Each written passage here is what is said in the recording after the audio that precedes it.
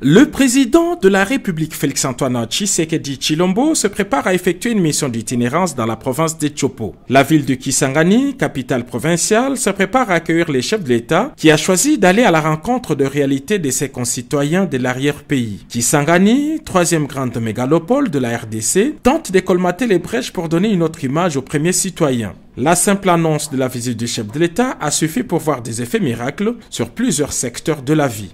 Les travaux de la voirie urbaine, longtemps à l'arrêt, ont soudainement repris. Des gros engins sont entrés en action et pour la première fois, la principale voie qui mène vers l'aéroport a commencé à recevoir une couche d'asphalte. Il en est de même de la grande route qui mène vers les stades de Lumumba. Des travaux d'Hercule y sont effectués jour et nuit. L'électricité, une denrée rare à Kisangani malgré la centrale de la Tshopo, est revenue stable. Face à ces réveils, les Boyomais ne cachent pas leur étonnement. Nous sommes des habitants de Kisangani.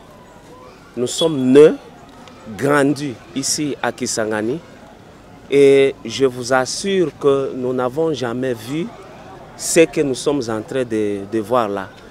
Cette route, depuis qu'on est enfant, n'a jamais porté de l'asphalte. En tout cas, ça c'est une très grande bénédiction pour la population de Kisangani en particulier.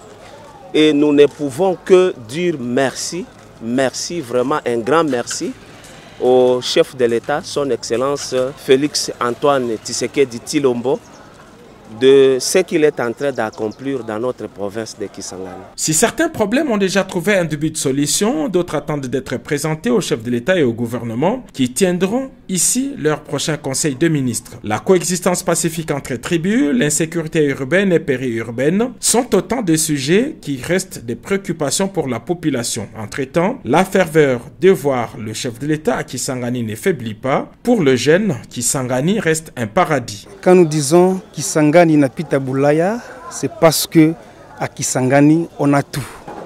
Quand nous disons Kisangani Napita Boulaya, à Kisangani nous respirons de l'air frais.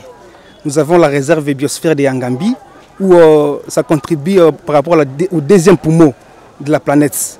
Kisangani a de l'air frais. Quand on dit Kisangani Napita Boulaya, à Kisangani a un sol fertile où tu peux tout planter et ça va sortir. Même derrière la maison, tu plantes les amarantes, ça va sortir. Partout où tu peux planter, ça peut sortir. Kisangani est une ville hospitalière. Kisangani reçoit tout le monde. Kisangani est au centre du nord-est. À Kisangani, nous avons de l'eau. À Kisangani, on n'a pas la sécheresse. Même à la période sèche, à Kisangani, on a de la pluie. Contrairement aux autres provinces, contrairement à Boulaya, mais à Kisangani ici, on a un climat favorable toutes les saisons. Quand on dit Kisangani Napita Boulaya, Kisangani a toutes les belles femmes du monde.